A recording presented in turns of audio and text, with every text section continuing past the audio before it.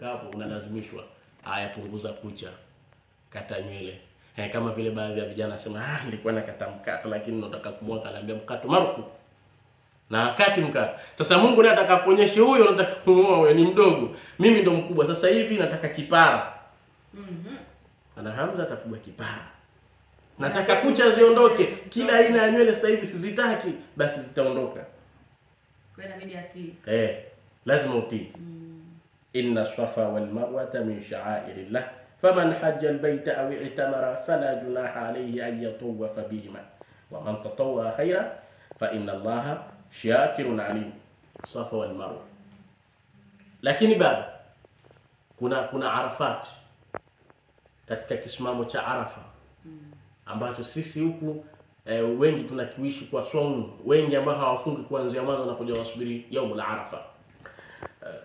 Kisimamo hiki nacho cha yaumul Arafa ndio sasa pale Mungu anasamehe dhambi zako zote ambazo umekuzifanya.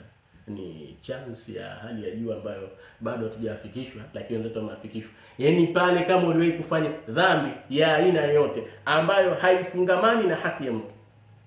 Kama uliwahi kumdhulumu Hamza 50,000 lazima umrejeshee pale, isamehe. Dhambi ya aina yoyote ambayo kwamba haihusiani na haki ya binadamu na binadamu mwenzake, yeye na Mungu wake, Mungu pale anafuta. Ulizini, Mungu anasamehe. Ulifanya hivi, Mungu anasamehe. Hujaswali miaka 10, pale Mungu anasamehe. Dhambi ya aina yoyote pale inafuta. Kisha Mtume asema mbanna anna Allah la yaghfiru fil Arafat lan yaghfira lahu. Anafikiria Mungu hawezi kumsamehe pale Arafat, basi hatoka asamewe. Pale ndio siku Ibilisi anapiga kelele. Ni mwakosa.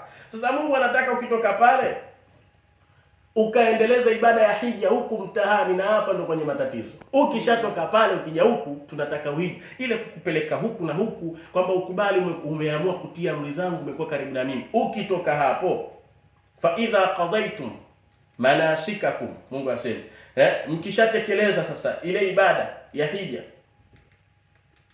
fadhkurullaha kadhikrukum abaakum au ashadda dhikra, mtajeni Mwenyezi Mungu kama mnavyotaja baba zenu.